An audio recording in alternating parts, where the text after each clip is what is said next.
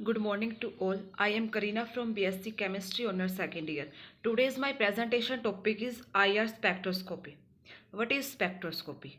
Spectroscopy is the branch of science which deals with the study of electromagnetic radiations with matter. The spectroscopy is further divided into different types like absorption spectroscopy, UV spectroscopy, Raman spectroscopy, mass spectroscopy, IR spectroscopy, emission spectroscopy, fluorometry, flame photometry. अब UV spectroscopy क्या होती है?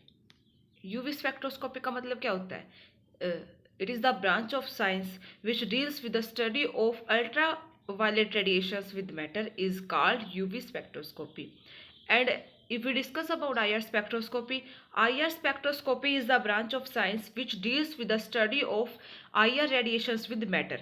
When an IR radiations when an organic compound is irradiated with electromagnetic radiations, then it can absorb some specific frequencies and allow the remaining frequencies to pass through it in the form of transmitted light, and also some light can be reflected back to the source. जब किसी भी मतलब radiation का हम interaction करवाते हैं matter के साथ, तो जो वो कुछ स्पेसिफिक फ्रीक्वेंसीज को एब्जॉर्ब कर लेता है, और जो बाकी जो फ्रीक्वेंसीज बच जाती है, मतलब कुछ लाइट बच जाती है, उसको हम पास करवा देता है थ्रू द ट्रांसमिटेड लाइट. और जो इसकी जो मतलब लाइट या कुछ भी रेडिएशंस जो होती है, वो जो जहाँ से शुरू हुआ था, मतलब जिस सोर्स से वो आई थी, उसके पास वापस से रिफ्लेक्टेड बैक हो जाती है. Now instrumental method of structural determination. The first one is nuclear magnetic resonance, NMR. Excitation of nucleus of atoms through radioactive irradiation. Frequency irradiation provides extensive information about molecular structure and atom connectivity. जो NMR होती है, इसके नाम से ही show हो रहा है nuclear magnetic resonance. ये मोलिकुलर स्ट्रक्चर और एटम के बीच की जो कनेक्टिविटी होती है उसके बारे में इंफॉर्मेशन देती है. नंबर 2 पे आती है infrared spectroscopy, IR. Triggering molecular vibrations through irradiation with infrared light provides mostly information about presence और absence of certain functional groups.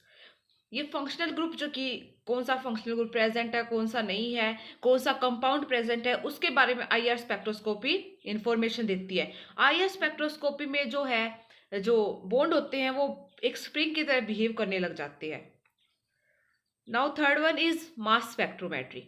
Bombardment of sample with electrons and detection of resulting molecular fragments provides information about molecular mass and atom connectivity.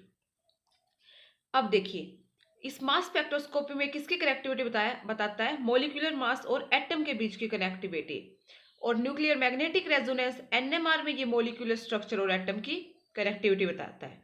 यानी इसमें एक चीज same है कि atom, दोनों atom की connectivity बताएंगे किसके साथ? NMR स्ट्रक्चर के मोलिकुलर स्ट्रक्चर के साथ, और मास मोलिकुलर मास के साथ. Now fourth one is ultraviolet spectroscopy, UV. Promotion of electrons to higher energy levels through irradiation of the molecule with ultraviolet light provides mostly information about the presence of conjugated pi system and the presence of double and triple bond. अब ultraviolet, ये spectroscopy क्या होती है? It is that type of spectroscopy or branch of science which deals with the study of ultraviolet radiations with matter, and it gives information about the presence of double or triple bonds. Now next is spectroscopy. अब इसमें फिर से ये आ गया कि spectroscopy होती क्या है, कि उसकी जो स्टडी है उसकी स्पेक्ट्रल इंफॉर्मेशन की. इसमें क्या बोला है कि देखिए, सबसे पहले कोई भी फिजिकल स्टिमुलस है, जब वो मॉलिक्यूल के पास जाएगा उसके बाद वहां से रिस्पॉन्स आएगा, रिस्पॉन्स के बाद ये एक डिटेक्टिंग इंस्ट्रूमेंट में जाएगा, और जो डिटेक्टिव इंस्ट्रूमेंट है वो हमें एक विजुअल रिप्रेजेंटेशन देगा. जो मोस्ट कॉमन स्पेक्ट्रम होता है ये स्पेक्ट्रम देगा.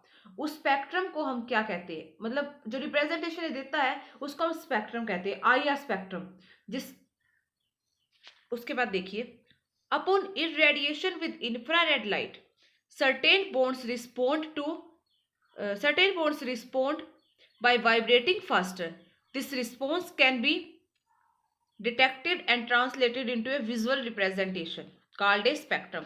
यानी जब इरेडिएशन मतलब इसका जब इंटरेक्शन किया जाता है किसी भी इंफ्रारेड लाइट के साथ, जब ये सोर्स से जाके मतलब जाती है, उसके बाद ये कुछ रिस्पॉन्स देगा, रिस्पॉन्स के बाद जो रिस्पॉन्स हमें मिली है वो हम जो हमें डिटेक्टिंग हमने इंस्ट्रूमेंट लिया उसके अंदर देखेंगे, और डिटेक्टिंग इंस्ट्रूमेंट के अंदर से हमें क्या दिखेगा, कोई भी विजुअल रिप्रेजेंटेशन दिखेगी कि कोई भी स्पेक्ट्रा या कुछ भी जो हमें मतलब कि कोई बैंड है मिला है वो स्पेक्ट्रा दिखेगा, जिसे हम क्या कहते हैं, स्पेक्ट्रम कहते हैं। नाउ इंफ्रारेड स्पेक्ट्रोस्कोपी, कि इंफ्रारेड स्पेक्ट्रोस्कोपी होती क्या है? So it is the spectroscopy that deals with the infrared region of electromagnetic spectrum, that is light with longer wavelength and lower frequency than visible light. इसमें जो क्या है, ये वो लाइट है जिसकी वेवलेंथ लॉन्गर होती है एंड फ्रीक्वेंसी लोअर होती है in comparison to visible light. Infrared spectroscopy is the analysis of infrared light interacting with a molecule. It is based on absorption spectroscopy. जो आईआर स्पेक्ट्रोस्कोपी है हमारी, वो किसके ऊपर बेसिस है, एब्जॉर्प्शन स्पेक्ट्रोस्कोपी के ऊपर। जो आईआर स्पेक्ट्रोस्कोपी है, इसके अगर हम सिंपल वर्ड्स में देखा जाए तो क्या होती है, it is branch of science which deals with the study of IR radiations with matter. उसके बाद क्या होता है कि जो आईआर स्पेक्ट्रोस्कोपी है उसमें जो वाइब्रेशन इन बॉन्ड होते हैं वो एक स्प्रिंग की तरह बिहेव करते हैं। मतलब जितने भी इसमें बॉन्ड प्रेजेंट होते हैं वो स्प्रिंग की तरह बिहेव करते हैं, मतलब कि वो अपनी इलास्टिसिटी होती है उनके अंदर, कि अगर वो मतलब स्प्रिंग की तरह, स्प्रिंग क्या होता है कि मतलब एक बार अगर हम उसे खोलेंगे तो उसको मतलब दोबारा से वो अपनी उसी पोजीशन को अटेन कर लेगा। तो ये आईआर स्पेक्ट्रोस्कोपी में जो बॉन्ड्स होते हैं वो भी इस टाइप से ही बिहेव करते हैं, जो कि अपनी मतलब पहली वाली पोजीशन को दोबारा से अटेन कर लेती है। Infrared regions, now some regions are given. अब इंफ्रारेड रीजन के कुछ टाइप्स है, मतलब कि इनको कई टाइप्स में डिवाइड किया गया है, जैसे near infrared reason, middle infrared reason जिसको हम मेन इंफ्रारेड रीजन बोलते हैं, और third one is far infrared reason. जो नियर इंफ्रारेड रीजन है उसको हम ओवरटोन रीजन भी कहते हैं, और इसकी जो फ्रीक्वेंसी की रेंज होती है वो 12,500 से 4,000 सेंटीमीटर इनवर्स के बीच में होती है। उसके बाद बात करते हैं मेन और मिडल इंफ्रारेड रीजन की। जो मेन और इंफ्रारेड रीजन है उसकी जो वेवलेंथ होती है वो 4,000 से बोल रही हूँ, उसकी जो रेंज होती है वो 4,667 सेंटीमीटर इनवर्स के बीच में होती है। अब उसको हमने दो टाइप्स में डिवाइड किया गया है, और वो टाइप्स कौन से हैं? The first one is functional group region and the second is fingerprint group region. जो फंक्शनल ग्रुप रीजन है वो फंक्शनल ग्रुप के बारे में डाटा मतलब डिफाइन करता है, या फिर उसके बारे में हमें स्पेक्ट्रा के अकॉर्डिंगली हमें बताता है, और जो उसकी रेंज होती है वो 4,000 से 1,400 सेंटीमीटर इनवर्स के बीच की होती है। Number 2 is fingerprint region.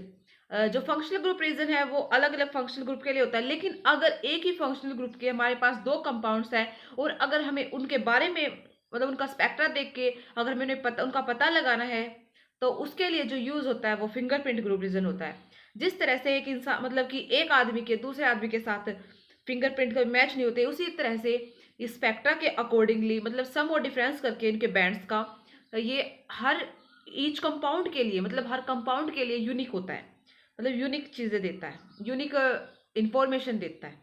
So it is use for all compounds except in enantiomers. Information about all compounds के बारे में मतलब ये इन्फॉर्मेशन देता है, और जो इसकी रेंज होती है वो 1400 से 667 सेंटीमीटर इनवर्स होता है। उसके बाद हम बात करते हैं, और इसको जो है हम है वाइब्रेशनल रीजन भी बोलते हैं। Number third is far infrared reason. जो इसकी रेंज होती है वो 667 से 100 या 50 सेंटीमीटर इनवर्स के बीच की होती है। उसके बाद इसको हम प्योर रोटेशनल रीजन भी बोलते हैं। इसका आज के टाइम मतलब इतना ज़्यादा यूजफुल नहीं है in comparison to above those. Above जैसे फॉर नियर इंफ्रारेड रीजन है और मेन ये इंफ्रारेड रीजन है, इनके कंपैरिजन में इसका यूज कम है। अब आता है वाइब्रेशनल मोड, कि वाइब्रेशनल मोड्स कौन से होते हैं इसमें। Covalent bond can vibrate in several modes including stretching, rocking and scissoring. अब कोवेलेंट बॉन्ड इसने बोला है, कोवेलेंट बॉन्ड मतलब कि वाइब्रेट करते हैं सेवरल मोड्स में, जो क्या क्या हो सकते हैं, स्ट्रेचिंग होता है, बेंडिंग होता है, रॉकिंग होता है, सीजरिंग, वैगिंग, ट्विस्टिंग।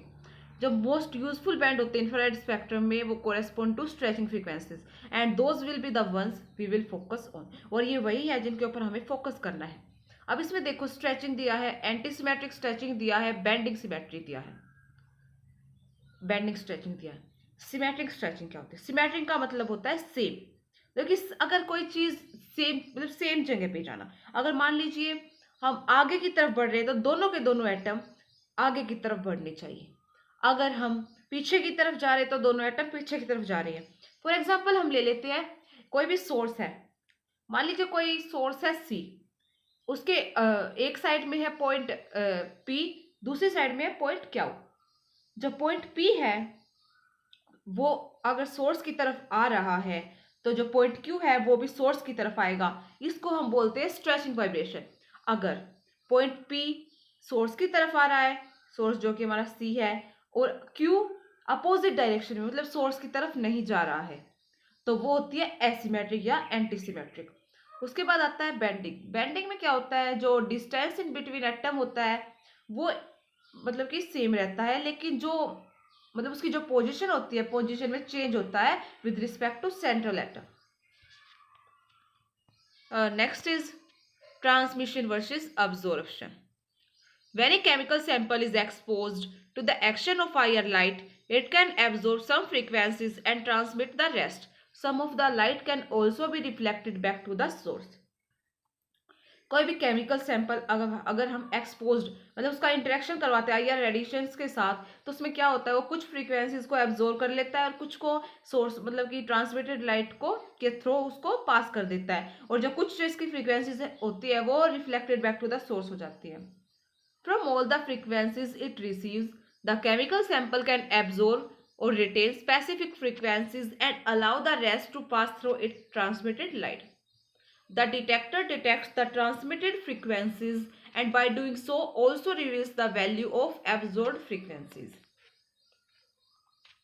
इसमें देखिए जैसे आईआर सोर्स ले रखा हमने कोई भी, जब इसको केमिकल सैंपल के थ्रू हम पास करवाएंगे तो कुछ फ्रीक्वेंसीज को ये एब्जॉर्ब कर लेगा और कुछ को ये डिटेक्टर की तरफ ट्रांसमिट कर देगा।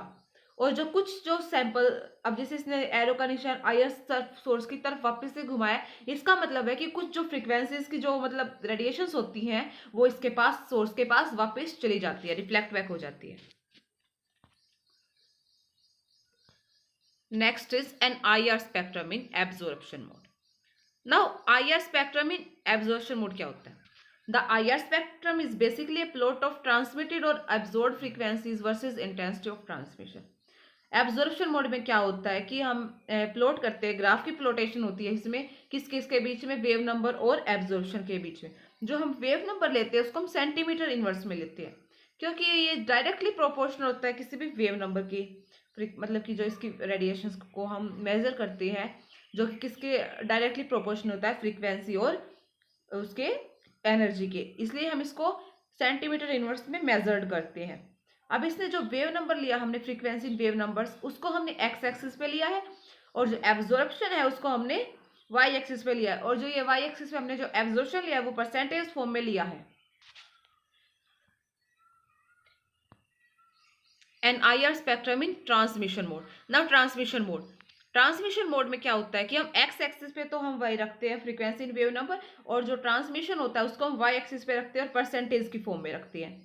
इसमें क्या होता है, जो ट्रांसमिशन ये प्लोटेशन होती है ट्रांसमिशन और फ्रीक्वेंसी इन वेव नंबर्स के बीच में, और जो मोस्ट कॉमनली यूज जो होता है वो यही होता है कि IR spectrum in transmission mode. For example जैसे हम OH ग्रुप के लिए देख लेते हैं, फॉर अल्कोहल कार्बोक्सिलिक एसिड्स, जिसका ट्रांसमिशन होता है वो इसी टाइप से होता है, लेकिन वो जो बैंड देता है वो ब्रॉड बैंड देता है।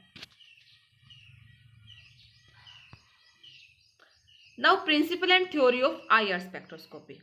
The IR radiations causes the excitation of molecules from ground state to the higher vibrational energy state on absorption. That is, the absorption is due to change in vibrational state molecule that appear as a band in the IR spectrum. Theory of IR spectroscopy. IR spectrum is a graph between the absorptions and the wavelength of or the wave number. A band is obtained in the spectrum as changes in the vibrational energy of the molecule are also associated by changes in the rotational energy. A molecule is not a rigid assembly of atoms. It is said to resemble a system of balls of varying masses and spring of varying strength correspond to chemical bond of a molecule. Now IR spectroscopy का principal क्या कहता है?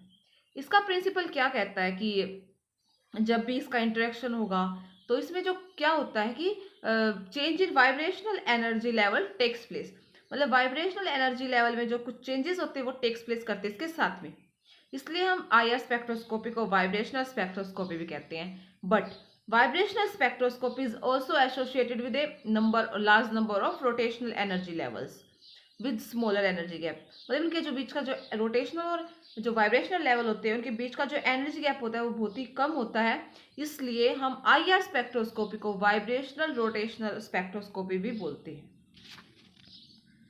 The next is molecular vibration. अब molecular vibrations क्या होती है, जैसा कि हमने पहले भी पढ़ा है मोलिकुलर वाइब्रेशंस में कि मोलिक्यूल्स जो है वाइब्रेट करते हैं, इसमें वाइब्रेट करते हैं जैसे कि स्प्रिंग की तरह बॉन्ड, इसमें जो बॉन्ड होता है वो बिहेव करता है स्प्रिंग की तरह।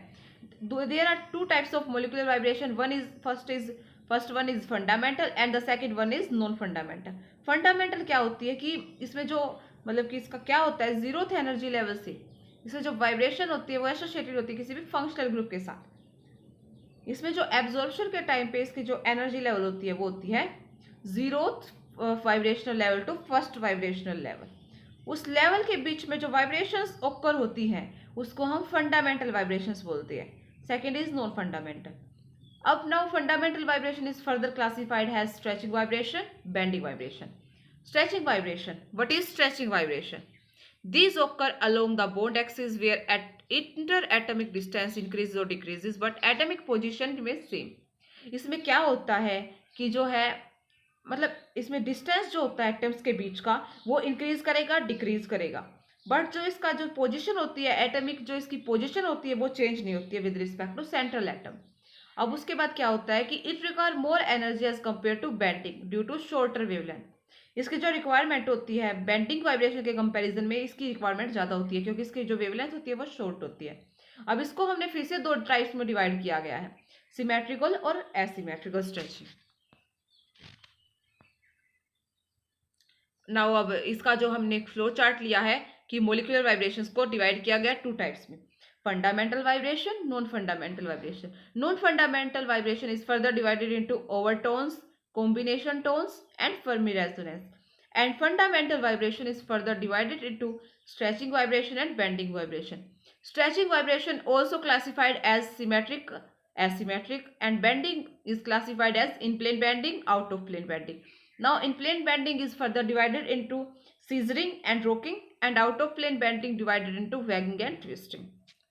अब इसका जो शॉर्ट देखें हम स्ट्रेचिंग वाइब्रेशंस का। स्ट्रेचिंग वाइब्रेशन में क्या होता है कि स्ट्रेचिंग वाइब्रेशन में जो एटम्स का डिस्टेंस होता है वो इंक्रीज करता है डिक्रीज करता है लेकिन जो पोजीशन है वो सेम रहती है। लेकिन बेंडिंग में इसका रिवर्स होता है। बेंडिंग वाइब्रेशन में जो है इसका जो डिस्टेंस होता है एटम्स के बीच का वो ना तो इंक्रीज करेगा ना डिक्रीज, मतलब वो सेम रहेगा, और जिसकी जो पोजिशन होती है एटमिक पोजिशन वो चेंज करेगी with respect to the central atom. अब सिमेट्रिकल एसिमेट्रिकल। सिमेट्रिक में क्या होगा कि जो सिमेट्रिक वाइब्रेशंस के अंदर क्या होता है कि जो भी दोनों के दोनों एटम्स होते हैं मतलब कि वो एक ही तरफ आएंगे, मतलब रिमेन सीधा सेम मतलब अपोजिट डायरेक्शन में नहीं होगा सिमेट्रिक में। एसिमेट्रिक में क्या होता है वो अपोजिट डायरेक्शन में हो जाते हैं, अगर एक अंदर की तरफ आ रहा है तो दूसरा बाहर की तरफ जाएगा। इन प्लेन बेंडिंग में क्या होता है कि जो वाइब्रेशंस एसोसिएटेड मतलब कि इसमें जो यूजफुल होती हैं वो in the plane of system रहेंगी, आउट ऑफ प्लेन में वो आउट ऑफ प्लेन रहेंगी। अब सीजरिंग और रोकिंग, वैगिंग और ट्विस्टिंग, ये अब इनके बारे में कि ये क्या होते हैं। The first is symmetrical stretching. Two bonds increase और decrease in length simultaneously. Symmetrical में क्या होगा कि जो दोनों के दोनों बॉन्ड होंगे या तो वो बढ़ेंगे या फिर घटेंगे, मतलब साइमल्टेनियस साथ के साथ होगा। अगर पहला बढ़ेगा तो दूसरा भी बढ़ेगा और पहला घटेगा तो दूसरा भी घटेगा। एसिमेट्रिकल स्ट्रेचिंग, इसमें एक बॉन्ड बढ़ेगा एंड दूसरा जो क्या होगा वो घटेगा। नंबर 2 आता है बेंडिंग वाइब्रेशन।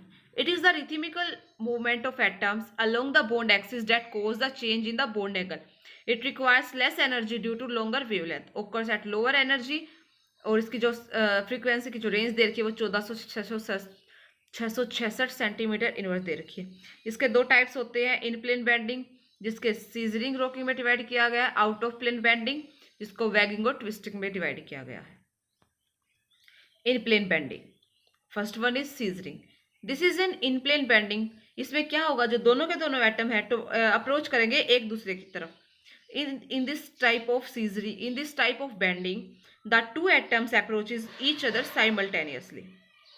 ईच टुवर्ड्स मतलब अट्रैक्ट करेंगे एक दूसरे की तरफ। रोकिंग में क्या होता है कि movement of atom takes place in the same direction. इसमें करें तो मतलब प्लेन तो सेम होगा, लेकिन दोनों के दोनों सेम डायरेक्शन में मतलब मूवमेंट हो गया एटम्स की in the same plane of the system, out of plane bending. The first one is wagging. इसमें क्या होगा, जो दोनों के दोनों एटम है या तो मूव्स अबोव करेंगे या फिर below the plane of the system, या तो दोनों के दोनों एटम ऊपर जाएंगे या दोनों के दोनों नीचे आएंगे साइमल्टेनियसली। ट्विस्टिंग में क्या होता है कि अगर एक एटम ऊपर जाएगा तो दूसरा जो एटम है वो नीचे की तरफ आएगा। Now fundamental vibration of molecule depend on degree of freedom. Each atom has 3 degree of freedom depend on x, y, z coordinates. For a molecule containing a number of atom has 3n degree of freedom. For non-linear molecule, 3n minus 6 degree of freedom represent fundamental vibration, and for linear 3n minus 5 degree of freedom represent fundamental vibration. अब fundamental vibrations को हमने number of, अगर हमें vibrational या fundamental vibration की calculation करनी है तो उसको कैसे करेंगे। अगर कोई भी नॉन लीनियर मॉलिक्यूल दिया, जैसे उसको हम मेजर करेंगे तो उसको के लिए हमारा फॉर्मूला जो होगा वो यूज होगा 3n minus 6 degree of freedom. For example benzene, benzene में क्या का फॉर्मूला होता है C6H6, यानी 6 कार्बन मॉलिक्यूल प्रेजेंट है इसमें और 6 हाइड्रोजन, तो 6 प्लस 6 कितना हो गया, 12 हो गया। उसके बाद लीनियर के लिए देखिए अगर हम, तो इसका होता है 3n 3 मतलब 12 हो गया, तो 3n माइनस 6, n की वैल्यू क्या होगी 12 हो गई, तो 3 into 12 36 minus 6 is equal to 3। तो इसकी जो नॉन लीनियर मॉलिक्यूल के नंबर ऑफ वाइब्रेशनल फ्रीक्वेंसी या फंडामेंटल वाइब्रेशन की जो वैल्यू आई है वो 30 आई है। अगर लीनियर की बात करें तो जैसे फॉर एग्जांपल CO2 लेते हैं हम, CO2 की अगर हम बात करें तो इसमें एक कार्बन है, 2 ऑक्सीजन, यानी 3 हो गई, तो n की वैल्यू होगी 3। तो 3 into 3 9 minus 5 is equal to 4। इसमें जो नंबर ऑफ फंडामेंटल वाइब्रेशन की वैल्यू आई वो 4 आई है। अगर हम इसको थ्योरेटिकल वैल्यू देखी जाए तो इसकी 2 होती है, क्योंकि इसमें एक सिमेट्रिकल स्ट्रेचिंग इन्वॉल्व होती है, अदर एसिमेट्रिकल, जो कि मतलब कि एक कंपेरेबल देखा जाए इनको तो सेम होती हैं, इसलिए इसकी जो vibration number of vibrational fundamental vibrations की वैल्यू होती है वो 2 होती है। Now Hooke's law, it gives the relationship between frequency of oscillation, atomic mass, force constant of the bond, thus vibrational frequencies। In simple words में अगर हम Hooke's law को देखें तो इसका फॉर्मूला होता है वाइब्रेशनल फ्रीक्वेंसी, जिसको हम V बार से डिनोट करते हैं, is equals to 1/2 pi c under root of k upon mu. k is equal to force constant and mu equals to reduced mass, c is equals to velocity of light, and here 1/2 pi c under root f upon mx my divided by mx plus my. Here c equals to velocity of light, f equals to force constant, mx equals to mass of atom x, and my equals to mass of atom y.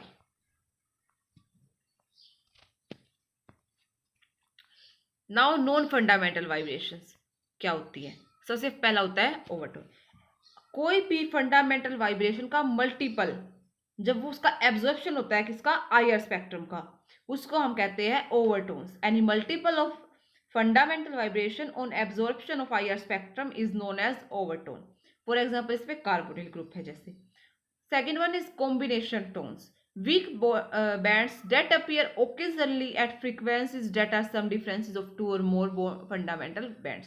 ये क्या होता है, combination में क्या होता है कि ये जो फंडामेंटल बैंड होते हैं उनका कॉम्बिनेशन होता है इसके सम या डिफरेंस का। Third is Fermi resonance.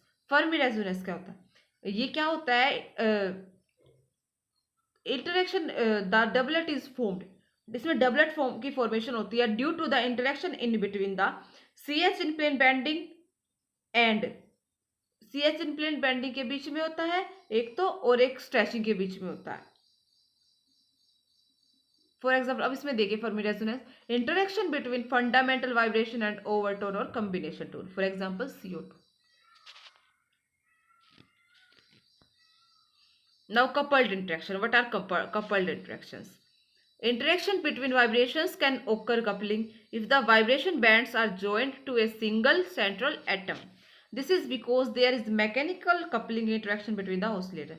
Example C double bond O, both symmetrical and asymmetric stretching vibrations. इसमें सिमेट्रिकल और एसिमेट्रिक दोनों टाइप की स्ट्रेचिंग वाइब्रेशंस प्रेजेंट होती है। और जो कपल्ड इंटरेक्शंस होता है, इसमें क्या होता है कि मतलब कि इसमें इंटरेक्शन होता है, किसका होता है, बॉन्ड ऑफ दो बैंड के बॉन्ड्स का जो कि सेम मेटल से अटैच्ड है, और एक वो बैंड जो कि किसी स्ट्रेचिंग वाइब्रेशन के साथ अटैच्ड है। नाउ इंफ्रारेड एक्टिव बॉन्ड, कि इंफ्रारेड एक्टिव बॉन्ड क्या होता है। Note all covalent bond display bands with IR spectrum. जो सारे के सारे कोवेलेंट बॉन्ड होते हैं वो आईआर स्पेक्ट्रा शो नहीं करते, जो कि पोलर बॉन्ड होते हैं सिर्फ वो शो करते हैं। और इसमें जो इसकी इंटेंसिटी होती है बैंड्स की, वो डिपेंड करती है उसके मैग्नीट्यूड ऑफ डाइपोल मूवमेंट, जो कि एसोसिएटेड होता है किसी भी बॉन्ड के साथ। अब देखिए, जो स्ट्रॉन्गली पोलर बॉन्ड होते हैं जैसे कार्बोनिल ग्रुप है, वो हम हमेशा स्ट्रॉन्ग बैंड शो करेगा। जो मीडियम पोलैरिटी बॉन्ड्स होते हैं या फिर जो एसिमेट्रिकल होते हैं, वो शो करेगा मीडियम रेंज के बैंड। और जो लोअर जो फ्रीक्वेंसी है, वीकली पोलर जो बॉन्ड होते हैं वो, या फिर जिसको हम सिमेट्रिकल बॉन्ड्स भी बोलते हैं, वो शो करेगा बिल्कुल वीक बॉन्ड, वीक बैंड, या फिर नॉन ऑब्जर्वेबल बैंड, मतलब कि उसको ऑब्जर्व ही नहीं किया जा सकता। अब इसके इसके कुछ एग्जांपल्स भी दिए गए हैं, जैसे C triple bond N medium range का है, जो स्ट्रॉन्ग सी और स्ट्रॉन्ग बॉन्ड दे रखा, बैंड दे रखा, बॉन्ड दे रखा है। अब C H double bond CH triple bond CH3, ये वीक शो करेगा। और जो CH3 single bond C double bond C single bond CH3 not observable, ये ऑब्जर्वेबल ही नहीं है। Now infrared band shifts. अब जो इंफ्रारेड बैंड शिप्स में क्या होता है कि ये कुछ टाइप्स के बैंड शो करता है। इसमें जो मोस्ट वाइडली यूज जो बैंड होते हैं वो दो टाइप के होते हैं, एक तो नैरो बैंड होता है और एक होता है ब्रॉड बैंड। जो ब्रॉड बैंड होता है, मतलब जो नैरो बैंड होता है वो लाइक का डैगर होता है क्योंकि थिन एंड पॉइंटेड होता है, और जो ब्रॉड बैंड होता है वो लाइक मतलब कि स्मूथ होता है और वाइड होता है। अब इसमें जैसे ये हमने नीचे दे रखा है, ये शो कर रहा है OH की वजह से, OH मतलब इस फॉर्म में, और ये जो आईआर स्पेक्ट्रा लिया हमने ट्रांसमिशन मोड में ले रखा है। अब ये जो शो करा, ये जो स्पेक्ट्रा, ये जो ब्रॉडबैंड शो किया गया, ये OH ग्रुप की वजह से है, जो कि प्रेजेंट किस में होता है, एल्कोहल्स में और कार्बोक्सिलिक एसिड्स में। Now information obtained from IR spectra. IR spectra is most useful in providing information about the presence or absence of specific functional group. IR can provide a molecular fingerprint that can be used when comparing samples. If two pure samples display the same IR spectra, it can be argued that they are the same compound. IR does not provide detailed information or proof of molecular formula or structure. It provides information on molecular fragments, especially functional groups. Therefore, it is very limited in scope and must be used in conjunction with other technique to provide a more complete picture of the molecular structure. Now, IR absorption range. अब इसकी जो ranges दी गई है different types की, किसकी ranges किस किस के बीच में शो करता है, ये एल्कोहल्स के लिए क्या होता है, अल्केन्स के लिए क्या होता है, अल्कीन्स के लिए क्या होता है, ये डिफरेंट कंपाउंड्स के लिए डिफरेंट रेंजेस शो करता है। नाउ अब इस fingerprint region and functional group region, अब इनकी डिटेल समरी दे रखी है। जो फिंगरप्रिंट रीजन होता है उसकी जो हमने पहले बताया, fingerprint region and functional group region. जो फंक्शनल ग्रुप रीजन होता है उसकी जो रेंज होती है वो होती है 4000 से 1400, और जो फिंगरप्रिंट होता है उसकी 1400 से 667 सेंटीमीटर इनवर्स। उसके बाद जो फंक्शनल ग्रुप रीजन स्पेक्ट्रा होता है, इससे हम किसी भी फंक्शनल ग्रुप की प्रेजेंस का पता लगा सकते हैं कौन सा फंक्शनल ग्रुप प्रेजेंट है। और जो फिंगरप्रिंट होता है वो ईच कंपाउंड के लिए यूनिक होता है, मतलब कि जो फंक्शनल ग्रुप रीजन होता है वो तो ओनली फंक्शनल ग्रुप के बारे में बताएगा, और जो फिंगरप्रिंट होता है वो एक ही फंक्शनल ग्रुप के दो डिफरेंट कंपाउंड्स का आईआर स्पेक्ट्रा देगा और उसके बारे में इंफॉर्मेशन देगा। Now IR spectra of alkanes. Alkanes की अगर हम आईआर स्पेक्ट्रा की बात करें तो इसकी जो फ्रीक्वेंसीज की रेंज जो होती है वो CH बॉन्ड, जो कि हम CH बॉन्ड की बात करें अल्केन्स के अंदर, उसकी जो वैल्यू होती है वो 2850 से 2970 सेंटीमीटर इनवर्स होती है। उसके बाद अगर हम अल्कीन्स में बात करें इसी की, तो इसकी जो वैल्यू होती है वो 3100 से 3000 के बीच में होती है। और अगर हम अल्काइंस की बात करें तो इसकी वैल्यू जो होती है वो 3300 होती है, या फिर सिमिलर टू 3030 सेंटीमीटर इनवर्स की होती है। बट अगर हम कार्बन कार्बन बॉन्ड की बात करें तो इसमें अल्केन्स की 1300 से 800 होती है, अल्कीन्स की 1640 से 1600 होती है, और जो अल्काइंस होती है उनकी 2300 से 2100 सेंटीमीटर इनवर्स के बीच में लाई करती है। अभी कुछ कंपाउंड्स का, जैसे अल्केन्स के कंपाउंड्स का ही स्पेक्ट्रा दिया गया है कि कौन सा, कोई ब्रॉड दे रहा है या शार्प पॉइंटेड दे रहा है, स्टार शेप्ड दे रहा है, किस टाइप का स्पेक्ट्रा शो कर रहा है। अब हमने अल्कीन्स का देखा, जैसे अब इसमें आईआर स्पेक्ट्रा देखा जैसे अल्कीन्स का। This spectrum shows that the band appearing around 3080 centimetre inverse can be observed by the broader bands approaching around 3000 centimetre inverse. इसने क्या बताया है कि जो मतलब इसको ऑब्जर्व किया गया, जो ब्रॉडर बैंड है जो कि हमें 3000 सेंटीमीटर इनवर्स के आसपास मिल रहा है वो अल्कीन शो कर रही है। अब आईआर स्पेक्ट्रा ऑफ अल्काइंस में क्या होएगा, the most prominent band in alkynes correspond to the carbon carbon triple bond, it shows as a sharp weak band at about 2100 centimetre inverse. इसने बताया कि अपना प्रोमिनेंट और जो बॉन्ड देगा, बैंड देगा वो 2100 सेंटीमीटर इनवर्स के ऊपर देगा। अब इसमें टर्मिनल अल्काइंस भी होते हैं, इंटरनल भी होते हैं। जैसे for example terminal alkynes, this is to say those where the triple bond is at the end of a carbon chain having CH bond involving the sp carbon, the carbon that forms part of the triple bond. Therefore, they may also show a sharp weak band at about 3300 centimeter inverse corresponding to the CH stretch. Internal alkynes, that is those where the triple bond is in the middle of a carbon chain, do not have CH bond to the sp carbon and therefore lack the aforementioned band. The following slide shows a comparison between unsymmetrical terminal alkyne 1-octane and a symmetrical internal alkyne 4-octane. Now IR spectra of nitrile. जो IR spectra of nitrile मतलब जो nitrile show करते हैं वो 2250 centimetre inverse पे अपनी जो frequencies की रेंज है वो शो करते हैं, जो किसके कारण होती है, सी एन ट्रिपल बॉन्ड के कारण। और अगर हम इसकी बात करें, जो C N triple bond nitriles का होता है वो ज्यादा पोलर होता है in comparison to C triple bond C in alkynes. Now IR spectra of an alcohol. Alcohols में कि आईआर स्पेक्ट्रा अल्कोहल में किस टाइप की का शो करता है और कैसी रेंज देता है।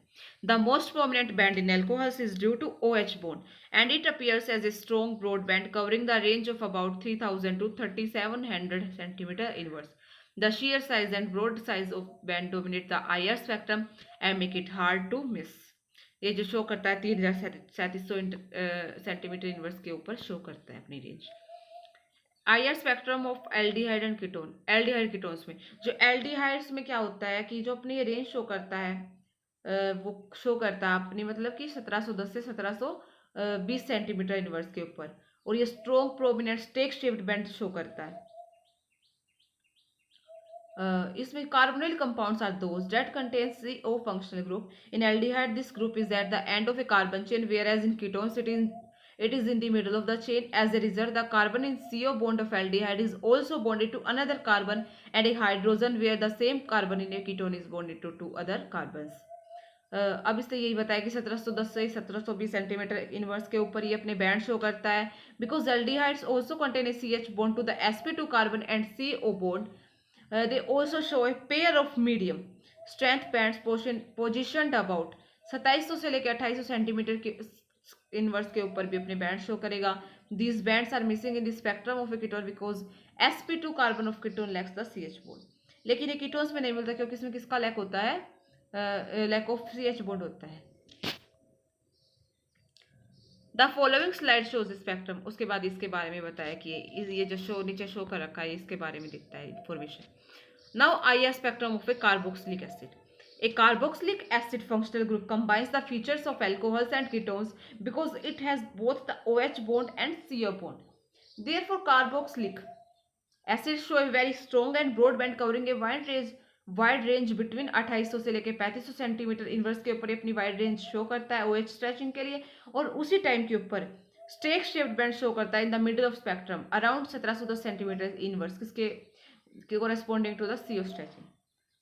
कार्बोक्सिलिक एसिड, इसमें देखिए COOH फंक्शनल ग्रुप यानी प्रेजेंट इसमें दो चीजें प्रेजेंट है। एक तो OH बैंड मतलब एक तो OH बैंड बॉन्ड मतलब प्रेजेंट है इसमें, एक C double bond O carbonyl group. जो ये CO की वजह से जो अपना ये बैंड शो करेगा वो 1710 सेंटीमीटर इनवर्स पे शो करेगा, और वो कैसा होगा, स्टार्क शेप्ड या स्टेक शेप्ड जो बैंड शो करेगा। लेकिन जो OH बॉन्ड है वो अपना 3500 से 2800 सेंटीमीटर इनवर्स के अपना के बीच अपना ब्रॉड बैंड शो करेगा, very strong and broad band. IR spectra of amines. The most characteristic band in amines is due to the NH bond stretch. It appears as a weak to medium somewhat broad band but not as broad as the OH band of alcohol. ये broad band show करेगा लेकिन OH band के comparison में थोड़ा कम करेगा broad. This band is positioned at left end of spectrum in the range of about 3200 से लेकर 3600 centimetre inverse के बीच में इसकी रेंज दी गई है। अब इसने क्या बताया कि जो प्राइमरी अमीन होता है उसके 2 NH बॉन्ड प्रेजेंट होते हैं, इसलिए दे typically show 2 spikes that makes this band resemble A molar tooth. जो सेकेंडरी अमीन होते हैं उसमें 1 NH बॉन्ड प्रेजेंट होता है, इसलिए वो कैनिंग टूथ की तरह एक स्पाइक शो करेगा और कैनिंग टूथ की तरह अपीयर होगा। लेकिन जो अगर हम टर्शरी अमीन्स की बात करें तो उसमें कोई भी NH बैंड प्रेजेंट नहीं होता, जिसकी वजह से इसमें कोई भी बैंड शो नहीं होता। IR spectrum of amides. The amide functional group combines the features of amines and ketones because it has both NH bond and CO bond. Therefore, amides show a very strong, somewhat broad band at the left end of spectrum in the range between 3100 से लेके 3500 centimetre inverse के for the NH stretch. At the same time, they also show a star shaped band in the middle of spectrum around 1710 centimeter inverse, 1710 centimeter inverse for C double bond O stretching. As with amines, primary amides show 2 spike whereas secondary amides show only 1 spike. इसमें क्या होता है, इसका जो मतलब कि इसको हम कैसे रिप्रेजेंट करते हैं अमाइड्स को, CONH2, इसमें क्या प्रेजेंट होता है, एक तो C double bond carbonyl group के की जो ये बैंड देगा वो देगा 1710 सेंटीमीटर इनवर्स के ऊपर इन द मिडल ऑफ स्पेक्ट्रम। और अगर हम इसी के साथ हम बात करें, ये देता है NH बॉन्ड देगा, तो NH बॉन्ड की वजह से ये शो करेगा हमारे पास 3100 से 3500 इनवर्स के बीच में ब्रॉड बैंड शो करेगा। और अमीन्स की तरह ही अमाइड्स भी जो प्राइमरी अमाइड्स होते हैं वो शो 2 स्पाइक शो करते हैं, क्योंकि उसमें 2 NH2 प्रेजेंट मतलब कि 2 NH बॉन्ड प्रेजेंट होते हैं, इसलिए वो एक मोलर टूथ की तरह पेयर होंगे। जो सेकेंडरी अमीन होंगे वो 1 स्पाइक देगा क्योंकि उसमें 1 NH बॉन्ड प्रेजेंट होता है, इसलिए वो कैनिंग टूथ की तरह शो करे अपनी स्पाइक दे मतलब कैनिंग टूथ की तरह अपीयर होगा। और जो टर्शरी अमाइड्स होते हैं वो कोई भी बैंड नहीं देते क्योंकि उसमें कोई भी NH बैंड प्रेजेंट नहीं होता। अब इसके कुछ मतलब जैसे ये स्पेक्ट्रम दिया गया है, NH स्ट्रेचिंग के लिए दिया गया है, कार्बोनिल के लिए दिया गया कि कैसा बैंड मतलब शो करता है। Factors responsible for shifting of vibrational frequencies from there normal values. अब इसकी नॉर्मल वैल्यूज के लिए इसकी कुछ फ्रीक्वेंसीज के लिए इसके कुछ फैक्टर्स रिस्पॉन्सिबल होते हैं। इसमें कुछ फैक्टर्स थे जैसे कपल्ड वाइब्रेशन होता है, फर्मी रेजोनेंस होता है, इलेक्ट्रॉनिक इफेक्ट होते हैं, हाइड्रोजन बॉन्डिंग होता है, बॉन्ड एंगल होता है। इसके लिए सबसे पहले हम बात करते हैं बॉन्ड ऑर्डर की। बॉन्ड ऑर्डर की अगर हम बात करें, जैसे जैसे बॉन्ड ऑर्डर बढ़ता है इन अल्केन्स से अल्कीन्स में, जैसे जैसे बॉन्ड ऑर्डर बढ़ेगा जो उसकी बॉन्ड की लेंथ होगी वो कम होगी। अगर बॉन्ड की लेंथ कम होगी तो बॉन्ड की स्ट्रेंथ क्या होगी, ज़्यादा होगी, इसलिए वाइब्रेशनल फ्रीक्वेंसी भी ज़्यादा होगी। ये अकॉर्डिंग टू हुक्स लॉ होता है, जो कि क्या होता है, V bar equals to 1/2 pi C under root of K upon mu. Bond जैसे number of bonds increases, the attraction between the atoms या bonds increases and bond length decreases, so bond strength या force constant also increases. अब force constant directly proportional होता है vibrational frequency के, तो vibrational frequency है वो क्या करेगी, इंक्रीज करेगी। Now the second is hybridisation. जैसे जैसे S कैरेक्टर बढ़ता है वैसे वैसे उसकी इलेक्ट्रोनेगेटिविटी इंक्रीज होती है, जो अट्रैक्शन होता है बिटवीन एटम्स वो इंक्रीज होता है, जो बॉन्ड की लेंथ होती है वो डिक्रीज होती है, बॉन्ड की स्ट्रेंथ क्या होगी, इंक्रीज होगी, तो जो वाइब्रेशनल फ्रीक्वेंसी है वो भी क्या होगी, इंक्रीज होगी। उसके बाद बात आती है मास की। जैसे जैसे मास बढ़ेगा वैसे वैसे उसकी जो फोर्स कांस्टेंट की वैल्यू वो घटेगी, क्योंकि और जो वाइब्रेशनल फ्रीक्वेंसी है वो भी कम होगी। डिक्रीज होगी, क्योंकि जो वाइब्रेशनल फ्रीक्वेंसी है वो इनवर्सली प्रोपोर्शनल होती है मास के, जिसको हम रिप्रेजेंट करते हैं म्यू से, which is reduced mass. Now the fourth factor is inductive effect and resonance effect. जैसे जैसे अल्काइल ग्रुप्स बढ़ते जाते हैं उसके साथ ही उसकी जो वैल्यूज होती है वो भी कम होती जाती है, जैसे वाइब्रेशनल फ्रीक्वेंसीज की। फॉर एग्जांपल एल्डिहाइड से अगर हम एल्डिहाइड्स की बात करें, उसमें जो अपना ये बैंड शो करता है वो 1725 सेंटीमीटर इनवर्स पे करता है। लेकिन वही बात करें अगर हम कीटोन्स की, जिसमें कि अल्काइल ग्रुप ज़्यादा आ जाते हैं, तो वो अपना जो बैंड शो करता है वो 1718 सेंटीमीटर इनवर्स के ऊपर शो करता है। उसके बाद आता है हाइड्रोजन बॉन्डिंग। जैसे जैसे हाइड्रोजन बॉन्डिंग बढ़ती है वैसे वैसे बॉन्ड की लेंथ इंक्रीज होती है। अगर बॉन्ड की लेंथ इंक्रीज होगी तो बॉन्ड की स्ट्रेंथ क्या होगी, डिक्रीज होगी, तो वाइब्रेशनल फ्रीक्वेंसी भी डिक्रीज होगी। Now application of infrared spectroscopy, कि इंफ्रारेड स्पेक्ट्रोस्कोपी की एप्लीकेशंस क्या है। इसका जो मतलब कि इंफ्रारेड स्पेक्ट्रोस्कोपी है उसका हम यूज़ करते हैं एक तो मैकेनिज्म ऑफ रिएक्शन डिटरमाइन करने के लिए। जैसे कि हमने कार्बोक्सिलिक एसिड को जब कार्बोक्सिलेट एनायन में किया था तो उसमें जो रैग्ड बैंड होते हैं वो डिसअपियर हो गए थे, OH स्ट्रेचिंग जो वो भी डिसअपियर हो गई थी। उसके बाद बात आती है नेचर ऑफ फंक्शनल ग्रुप, कि कौन से फंक्शनल ग्रुप का मतलब कौन सा फंक्शनल ग्रुप प्रेजेंट है, ये उसके बारे में बताता है। अब फंक्शनल ग्रुप जो होता है, मतलब एक तो ये फंक्शनल ग्रुप के बारे में बताता है कि कौन सा फंक्शनल ग्रुप प्रेजेंट है। उसके साथ साथ अगर एक ही फंक्शनल ग्रुप के दो या दो से मतलब ज़्यादा कोई कंपाउंड प्रेजेंट है तो उसको भी हम डिटरमाइन कर सकते हैं, उनको उसके बारे में पता लगा सकते हैं फिंगरप्रिंट रीजन की वजह से। क्योंकि फिंगरप्रिंट रीजन जो है अब वो स्पेक्ट्रा देते हैं या सम और डिफरेंसेस की वजह से, मतलब उनके IR स्पेक्ट्रा की डिफरेंट वैल्यूज देता है उसके सम और डिफरेंस की वजह से, और ये ईच कंपाउंड के लिए यूनिक वैल्यू देता है। इसलिए हम एक ही फंक्शनल ग्रुप के कंपाउंड्स का पता लगा सकते हैं। उसके बाद आता है ये थर्ड नंबर पे कि इम्प्योरिटी इन ए कंपाउंड, किसी भी कंपाउंड की इम्प्योरिटी के बारे में बता सकता है। ये बताएगा इसका जो मतलब IR स्पेक्ट्रा जो होता है वो कंपेरेबल किया जाता है प्योर कंपाउंड के स्पेक्ट्रा के साथ। जब इम्प्योर कंपाउंड का स्पेक्ट्रा हम प्योर के साथ कंपेयर करेंगे तो हम इसकी इम्प्योरिटी के स्टेट को भी बता सकते हैं। उसके बाद आता है ये function of keto enol form. ये कीटो इनोल फॉर्म के फंक्शन के बारे में भी बता देता है हमें, कि जैसे जैसे वाइब्रेशन बढ़ती है, फ्रीक्वेंसी बढ़ती है तो क्या होगा, कंजुगेशन बढ़ेगी तो क्या होगा। उसके बाद हम अगर बात करें एल्डिहाइड कीटोन्स में जो स्ट्रेचिंग होती है वो 30 सेंटीमीटर इनवर्स और 60 सेंटीमीटर इनवर्स के साथ अपनी जो वैल्यू है वो डिक्रीज करती है और इंक्रीज करती है। उसके बाद होता है इंटरमोलिकुलर और intramolecular hydrogen bonding. Intramolecular hydrogen bonding में क्या होगा कि ये कोई भी चेंज शो नहीं करेगा जब डाइल्यूशन होगा, लेकिन अगर इंटरमोलिकुलर हाइड्रोजन बॉन्डिंग की बात करें तो ये चेंज शो करेगा स्पेक्ट्रा में ऑन डाइल्यूशन। उसके बाद होता है कि किसके मतलब कि जियोमेट्रिकल आइसोमेरिज्म, कि जियोमेट्रिकल के बारे में भी ये बताता है। जैसे फॉर एग्जांपल हम सिस 1,2 डाइक्लोरो लेते हैं, डाइक्लोरोइथेन लेते हैं, इसमें जो बॉन्ड मूवमेंट होती है, जो 1CCl बॉन्ड है वो एक दूसरे को कैंसिल नहीं करता है, मतलब इसमें net value of dipole movement होती है। लेकिन अगर हम ट्रांस 1,2 डाइक्लोरोइथेन की बात करें तो इसमें जो 1CCl बॉन्ड होता है वो एक दूसरे को अपोजिट डायरेक्शन में होता है, तो वो एक दूसरे को कैंसिल कर देते हैं, जिसकी वजह से इसकी जो net value of dipole movement होती है वो 0 हो जाती है, और ये कोई भी बैंड शो नहीं कर मतलब कि कोई भी बैंड शो नहीं करेगा, मतलब कि IR इनएक्टिव है। अब IR एक्टिव और इनएक्टिव बैंड क्या होती है। IR एक्टिव बैंड वे बैंड होते हैं जिसमें कोई भी नेट चेंज ऑफ या net value of dipole movement हो, उनको बोलेंगे हम IR एक्टिव। अगर कोई भी डाइपोल मूवमेंट नहीं है तो उसको हम IR इनएक्टिव बैंड बोलेंगे। Now applications of infrared spectroscopy. Infrared spectroscopy has many everyday uses.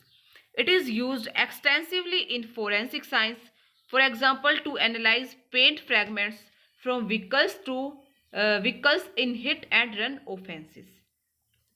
इसका जो है यूज फोरेंसिक साइंस में होता है, analyse paint fragments from vehicles in hit and run offences, monitoring the degree of unsaturation in polymers के अंदर unsaturation की degree को मॉनिटर करने के लिए, परफ्यूम मैन्युफैक्चर की क्वालिटी में कंट्रोल करने के लिए, क्वालिटी कंट्रोल इन परफ्यूम मैन्युफैक्चर, ड्रग एनालिसिस। आज के टाइम पे जो सबसे ज़्यादा मतलब इम्पोर्टेंट चीज़ है ड्रग के ऊपर, कि ड्रग का एनालिसिस करने में इसकी जो इम्पोर्टेंट एप्लीकेशन है वो है drug analysis. The second the last one is testing the breath of suspected drunken drivers for ethanol. अब ये जो ड्राइवर होते हैं, मतलब जो ड्रंक करके चलाते हैं, उनकी ब्रीथ के बारे में भी टेस्टिंग करता है कि किसने, मतलब आईआर स्पेक्ट्रोस्कोपी के अकॉर्डिंगली हम पता लगा सकते हैं कि ये ड्रिंक कर, मतलब इसने ड्रंक कर रखा है क्या नहीं कर रखा। उसके बाद इस जो हमारी स्पेक्ट्रोस्कोपी होती है वो डिफरेंट फील्ड्स में यूज़ होती है। अब जैसे कि हमने इसमें किया था कि इसके जो अलग अलग रीजंस में ये यूज़ होती है कि फंक्शनल में हो गई, फिंगरप्रिंट में हो गई। अगर हमें अलग अलग कंपाउंड के लिए इसे पता लगाना है तो आईआर स्पेक्ट्रम के अकॉर्डिंगली हम स्पेक्ट्रा बना सकते हैं। इनकी जो फ्रीक्वेंसीज की रेंज हमारे पास है, हमें पता है कि इसकी कितनी रेंज है, तो इसके अकॉर्डिंगली हम बना सकते हैं। अगर किसी भी ग्रुप में जैसे जो अमाइड्स की बात करें, इसमें CONH2 दो ग्रुप प्रेजेंट होते हैं, CO की वजह से स्ट्रेचिंग देगा और NH की वजह से स्ट्रेचिंग देगा। अगर प्राइमरी अमाइड्स जो है या अमीन्स जो होते हैं उसमें दो स्पाइक शो करता है, क्योंकि उसमें दो NH बॉन्ड होते हैं, इसलिए वो दो स्पाइक शो करेगा और एक मोलर टूथ की तरह बिहेव करेगा या अपीयर होगा। सेकेंडरी अमाइड्स या अमीन्स की बात करें तो वो एक स्पाइक शो करेगा, क्योंकि उसमें 1 NH बॉन्ड की वजह से शो करता है, और जो अपना वो बैंड शो करेगा तो उसको वो एक कैनिंग टूथ की तरह अपीयर होगा। जो टर्शरी होते हैं वो कोई भी बैंड शो नहीं करते, इसलिए क्योंकि उसमें NH बैंड मतलब नहीं की प्रेजेंस नहीं होती। अब आईआर स्पेक्ट्रोस्कोपी जो होता है, इसमें क्या होता है कि इंटरेक्शन के टाइम पे इसमें कुछ जो रेडिएशंस होती है इरेडिएटेड होती है। During interaction of IR radiations with matter, some of it can absorb some specific frequencies and allow the remaining frequencies to pass through it through transmitted light, and some of the radiations also reflected back to the source. उसके बाद इसमें जो vibrational और rotational energy level का क्या importance होता है, जब हम किसी भी एटम का जब हम इंट्रैक्शन करते हैं इलेक्ट्रोमैग्नेटिक रेडिएशन का मैटर के साथ, जिसमें क्या होता है number of vibrational energy level takes place करते हैं, और जो ईच वाइब्रेशनल लेवल, इसलिए हम इसको क्या बोलते हैं आईआर स्पेक्ट्रोस्कोपी को वाइब्रेशनल स्पेक्ट्रोस्कोपी। अब जो वाइब्रेशनल स्पेक्ट्रोस्कोपी होती है वो also associated with a large number of rotational energy level.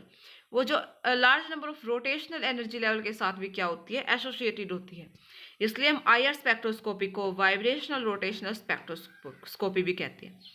अब इसमें जो और क्या था कि हम किसी भी मॉलिक्यूल की फंडामेंटल वाइब्रेशन कैसे कैलकुलेट कर सकते हैं। अब इसको हम लीनियर और नॉन लीनियर मॉलिक्यूल्स के लिए अलग अलग कर सकते हैं। नॉन लीनियर की अगर हम बात करें तो 3n-6 डिग्री ऑफ फ्रीडम के अकॉर्डिंगली कर सकते हैं, और अगर लीनियर की बात करें तो 3n-5 डिग्री ऑफ फ्रीडम।